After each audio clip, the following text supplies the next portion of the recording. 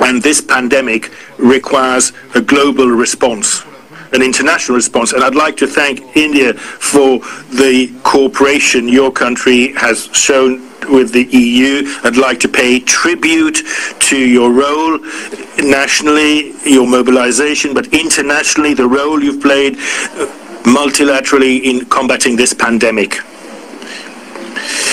India and the EU are partners in trade, in investment. We are fully convinced that building on what we already do in this partnership, we can, through this meeting, find a way to find means of intensifying our cooperation even further. This in all areas, including trade and the economy. India and the EU are great democracies. We share common values.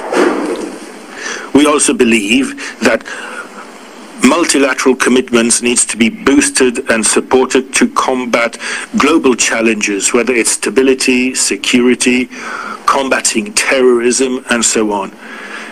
And so, Prime Minister, I also want to I'm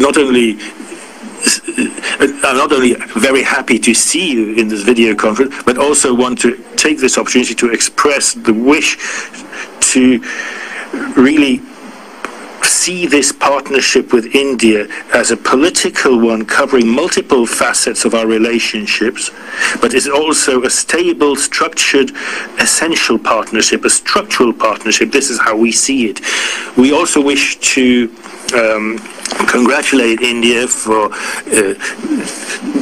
being elected to the UN Security Council for 2021-2022. We also very happy to welcome you to the leadership of the G20 in 2020, which will actually be the 75th anniversary year of the independence of India. I hope that through this conference we can make even further progress and understand each other even better and strengthen our links even more bilaterally and multilaterally. And I hope that when it will become possible again, when the health situation changes, we will be able to meet personally again too. So this is what I wanted to say by means of introduction. And if I may, I would now like to ask President von der Leyen to take over, and then I would ask you to make your introductory comments too. Ursula, you're next, please. Thank you, Charles, and dear Prime Minister. It's a pleasure to see you again. And I very well remember my visit to India a few years ago. So it's wonderful to see you now. Unfortunately, on screen, I would have liked and preferred to visit you personally. But, well, these are difficult times, and therefore unusual measures have to be taken. I'm very much looking forward to our exchange. Me too, I would like to offer my sincere congratulations on twice on two topics. First of all, indeed, on the positive vote in the United Nations, and secondly, on securing the G20 presidency in 2022. So there is a lot of work ahead of us together. I will not, right for my introductory remarks, go too much in depth because we have a packed agenda. It's a pleasure to see you again.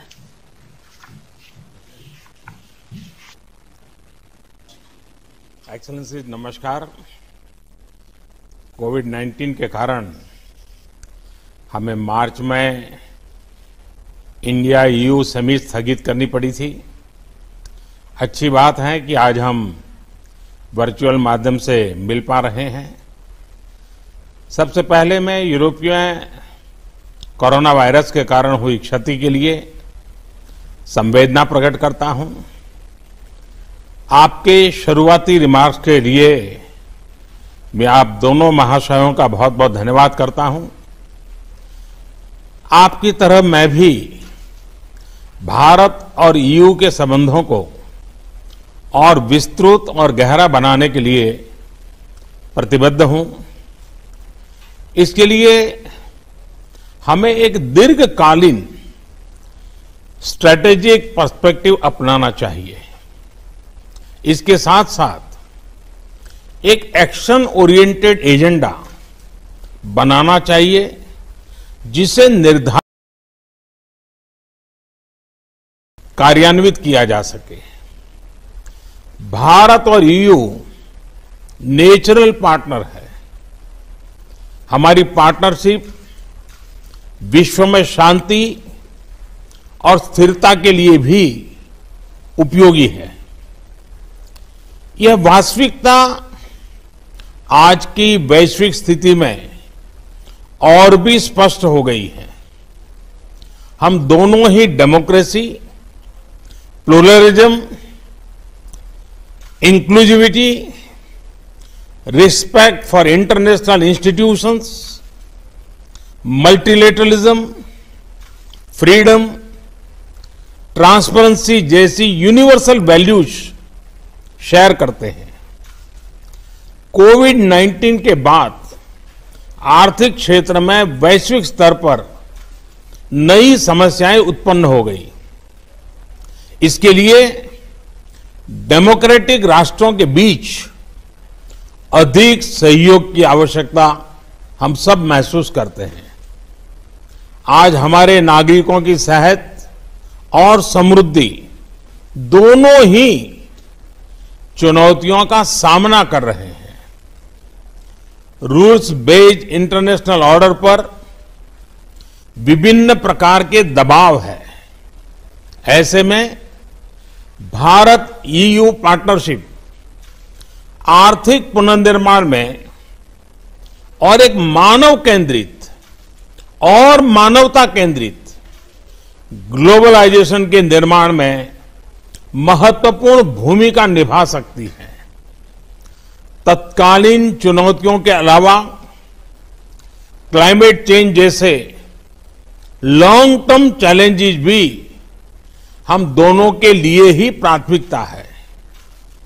Bharat में renewable energy के उपयोग को बढ़ाने के हमारे प्रयत्नों में हम Europe के इन्वेस्टमेंट और टेक्नोलॉजी का आमंत्रण करते हैं।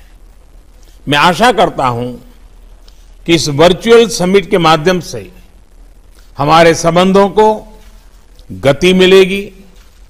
एक्सेलेंसीज, मैं आपसे बात करने के इस अवसर के लिए पुनः प्रसन्नता व्यक्त करता हूं।